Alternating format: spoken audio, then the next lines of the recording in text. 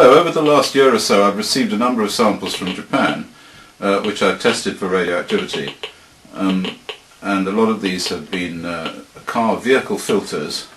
I have quite a few of these here. In fact, here's a vehicle filter that I received. This one is actually quite radioactive. It's from Tokyo. And I'll be reporting, I have reported on some of these already, and I'll be reporting on others in due course. But what I want to talk to you about now is a filter which I received from a lady who lives in the Tokyo Tower.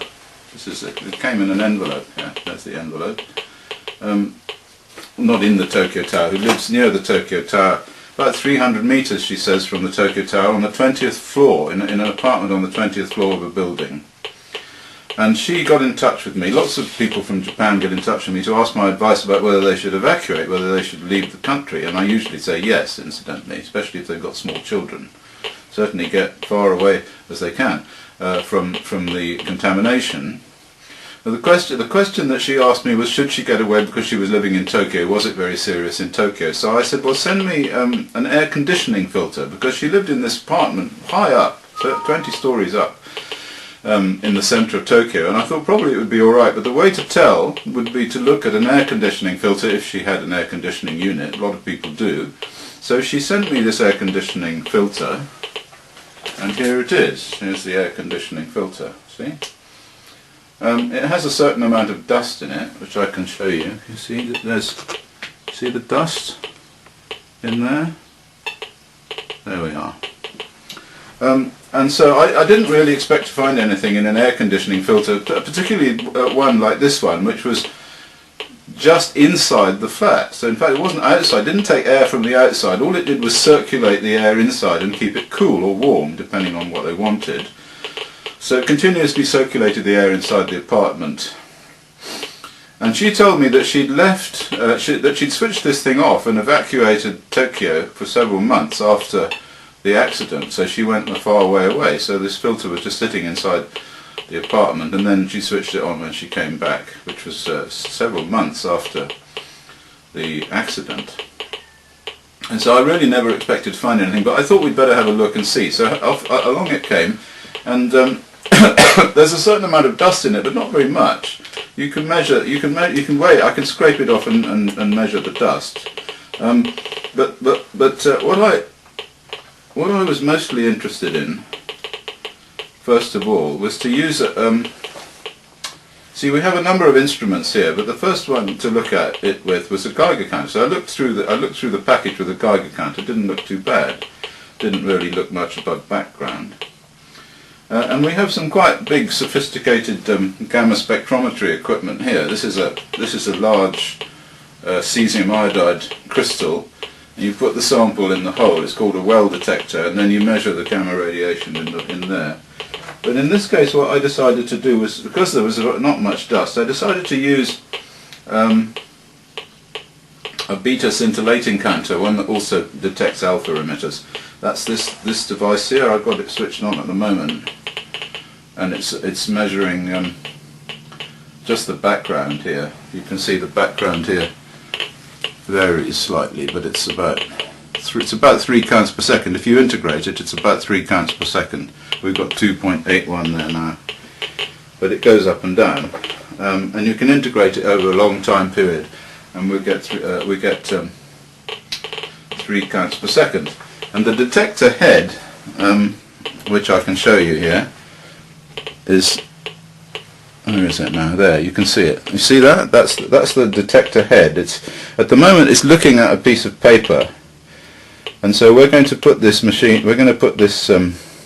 filter onto the piece of paper and see what we find. So I'm going to do that now, and I have to be rather careful here because this dust might well be radioactive, and in fact, actually, since I've done this already, I can tell you that it is. I mean, actually what I'm doing here is rather dangerous, but in fact, although it's dangerous, you have to recognise that a lot of people are going to be working with filters, and technicians are going to be working with filters in Tokyo, and they're not at all going to realise that these filters are extremely dangerous. materials. Now let's see what we've got here.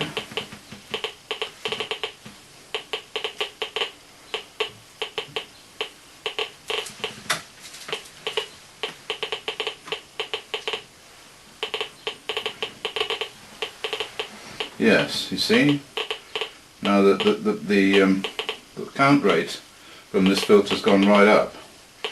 It's gone up to 5, 6, 7 counts per second. Here we are. Listen to that. It's got 9, 10 counts per second here doing us.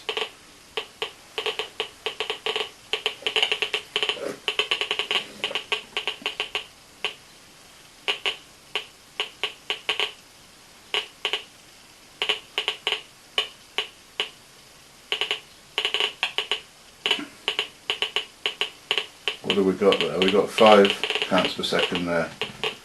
I'm not going to leave it out anymore because I'm a bit nervous about this whole thing, and I should really be wearing a mask and all the rest of the gear.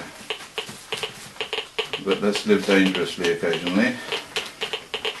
Anyway, the point is that the amount of material on this filter which created that increase in radioactivity, not good,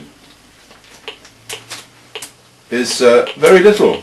I scraped some of it off and weighed it, and I found that it was about 1/10 of a gram, maybe, on the bit that's underneath the scanner here. So 1/10 of a gram of this dust is doubling the background radiation to the probe, or more than doubling it, really. Well, yeah, about doubling it. So you're talking about something that's seriously radioactive. Anyway, I put this inside the gamma spectrometer in this contraption, and I found that the concentration of cesium-137 in there was enormously high, higher than I've seen anywhere else, certainly higher than any of the vehicle filters. So we have a serious problem in Tokyo, and I think that's really what I wanted to say. We're talking about hundreds of thousands of becquerels per kilogram in this dust, and this is dust that was recirculated from inside somebody's apartment on the 20th floor of a building which was about 300 meters from the Tokyo Tower. Right? I think this is quite a serious discovery. I think that at minimum what should be done here is that people who are servicing these filters should be told that they represent a serious hazard for inhalation of the dust. And in fact, in the United Kingdom, they would have to be licensed. So people who were working on these car filters or filters for air conditioning units or any other filters would have to be licensed under the Radioactive Substances Act. And they would have to have dosimeters, and their urine would have to be tested, and all sorts of things would have to happen to them, because there are laws in Europe that prevent people from working with radioactive material as radioactive as this. So something should be done about it, and that's why I'm making this this short video. That this material is being sent at the moment to another laboratory for testing for more accurate testing as to how much radioactivity is there and what other isotopes are there which can't be detected by this equipment here, which is rather, although it's very good, it doesn't have very high resolution, so it's not able to see the minor constituents or some of the constituents that only have weak gamma signals, like for example lead-210. I found lead-210, which is a very serious radionuclide.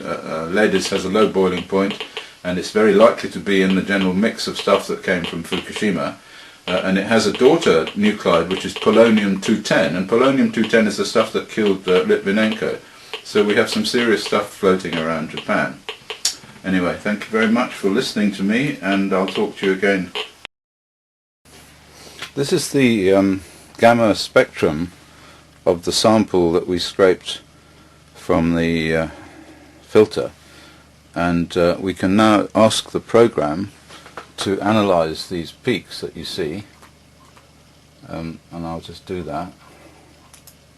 Ask for a full analysis, and you see that the program is running across the peaks here, and each one of these peaks comes out at a particular position in terms of its energy, and then we'll get an analysis. Now here's the spectrum analysis. It tells us what's in the sample, and we can see immediately that the sample contains cesium-134, and here we have 42,000 becquerels per kilogram, and cesium-137 we have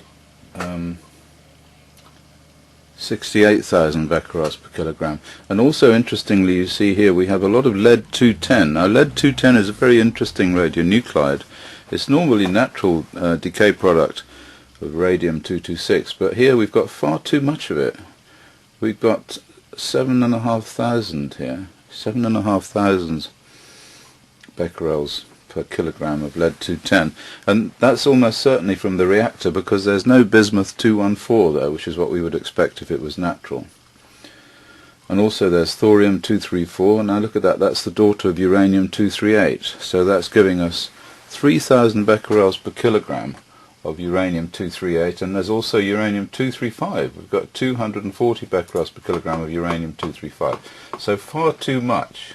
Now we're going to ask this to put in the nuclides, so we'll do that. Here we are, nuclides, and it says show nuclides. Okay, so we can ask it to do that. Now we can go to any point here and look at the spectrum to see what there is, and here's the thorium-234, you see.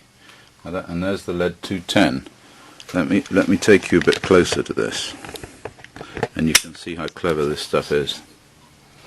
See this? So there's quite clearly lead-210, thorium-234. These are very, very small sample, this. There's thorium-234 again. Let's move across here and see what we've got. We'll go up here at this. And there's uranium-235 here. See that? Now uranium-235, that's that peak there, is telling us that we've got a lot of uranium-235. That means with the other thing we've got clearly, now there's some cesium-134. Now these are the big peaks of cesium here. Here's the big cesium-134 peak. Where is it? There. There it is, look at that, see? So that's a big cesium-134 peak there. And remember, this sample is the sample that I scraped off that filter that I showed you. There's cesium-137.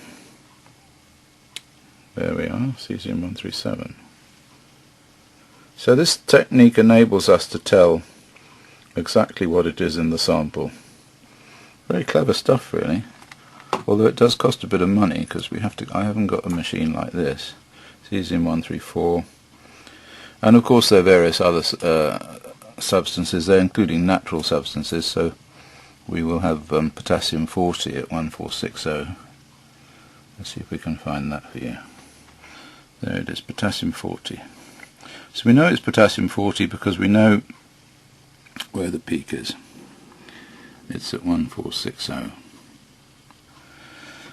So what we can say about this sample is that what we said before is true, that the sample is extremely radioactive.